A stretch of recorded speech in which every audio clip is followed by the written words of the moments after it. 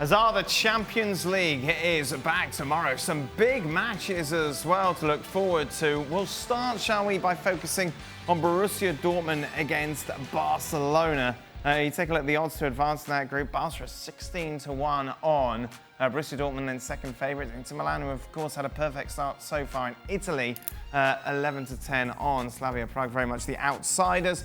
Focusing on this game, Dortmund against Barcelona. We know that Messi is back in the squad. Be interesting to see how much he features. A real test for Barca and indeed for Dortmund as well. Yeah, as an acid test for both.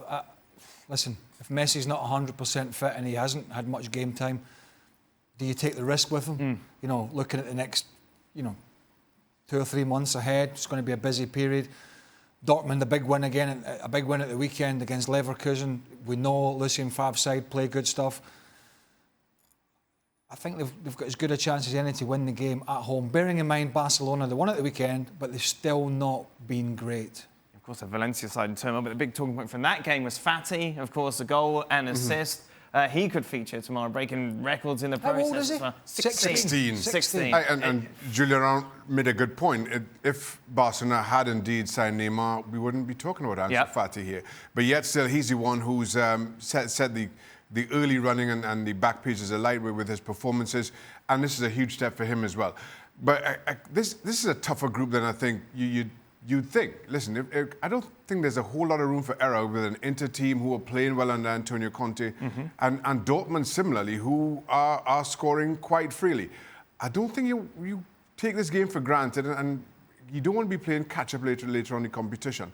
But with Messi being back, I think that puts the ball squarely in Barcelona's court. Meanwhile, Napoli taking on the defending champions Liverpool in Group E. This one you would imagine more straightforward for the two favourites to advance.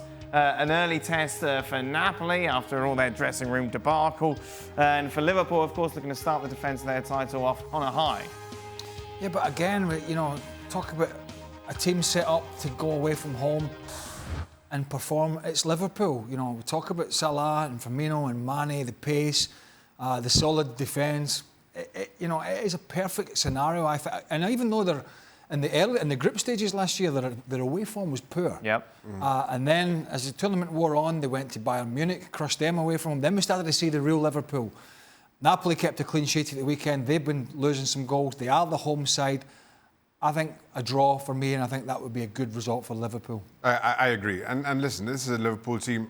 And the way this group is set up, you're going to finish in the top two between Liverpool and Napoli. And I don't think finishing second scares Liverpool all that much. Yes, you prefer to finish first, but it doesn't bother you, especially what happened last season's group stages. You take a point here, you're firmly focusing on what's happening in the league and all things going well so far for Liverpool. Thanks so much for watching ESPN on YouTube. And for more sports highlights and analysis, be sure to download the ESPN app. And for premium content and live streaming, subscribe to ESPN+.